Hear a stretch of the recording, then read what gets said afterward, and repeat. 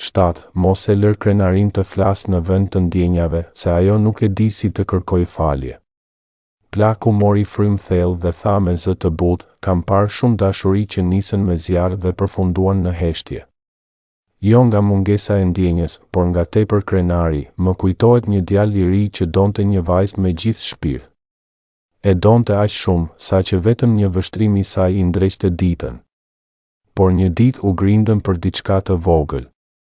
Ai e ngriti zërin, ajo u largua me lot në sy, kaluan ditë, pastaj javë. Ai priste që ajo të shkruante. Ajo priste që ai të kërkonte falje. Por krenaria i mbajti larg, u takuan vite më vonë. Ajo tashmë kishte ndërtuar një jetë tjetër.